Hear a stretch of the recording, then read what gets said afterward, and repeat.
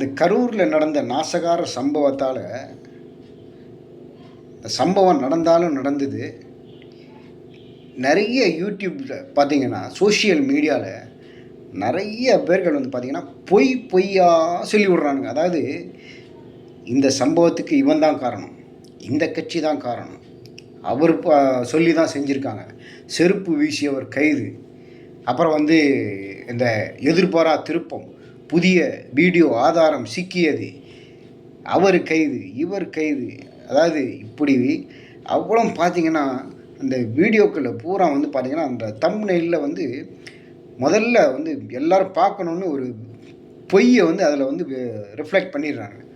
உள்ளே பார்த்திங்கன்னா ஒன்றுமே இருக்காது அந்த வீடியோவில், அவ்வளவும் பொய். நிறைய யூடியூபர்ஸ் பார்த்திங்கன்னா 99% யூடியூபர்ஸ் வந்து பார்த்திங்கன்னா நாட் ஒன்லி யூடியூப்பு, நிறைய சோஷியல் மீடியாவில் ஃபேஸ்புக்கு, ட்விட்டர் எல்லாத்துலேயும் வந்து பார்த்திங்கன்னா பொய் சொல்கிறவங்க தான் ஜாஸ்தியாக இருக்காங்க.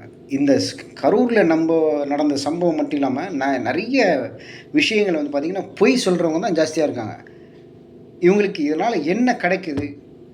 நிறைய பணம் கிடைக்குது, வேறு ஒன்றுமே கிடையாது. பணம் பணம் பணம், பணத்துக்காக தான் அவ்வளோ பொய் சொல்கிறாங்க.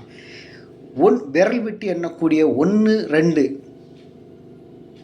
மீடியாக்களை தவிர, யூடியூப் சேனலை தவிர, இந்த சாணக்கியா மாதிரியான யூடியூப் சேனலை தவிர மற்ற எல்லாம் வந்து பார்த்திங்கன்னா ஒரு சில சேனல்கள் தான் வந்து நடுநிலையோடு வந்து இவங்க பக்கமும் தப்பு இருக்குது, இவங்க பக்கமும் தப்பு இருக்குது, இவங்க சைடில் என்ன தப்பு பண்ணாங்க, அங்கே என்ன தப்பு பண்ணாங்க அப்படிங்கிறத எல்லாத்தையும் அலசி ஆராய்ஞ்சு வந்து மக்களுக்கு கொண்டு போய் சேர்க்குறாங்க. 1-2 சேனல் தான் அது.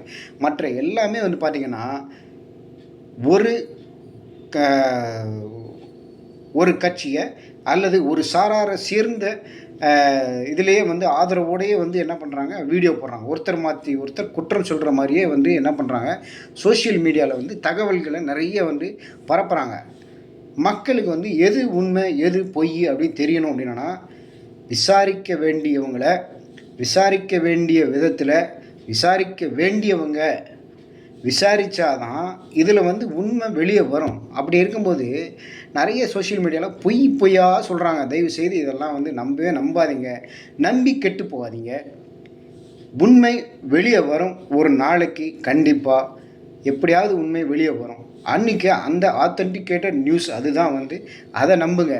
சோஷியல் மீடியாவில் நிறைய பேர் பொய் பரப்புகிறாங்க. தயவுசெய்து அதெல்லாம் நம்பவே நம்பாதீங்க. நன்றி.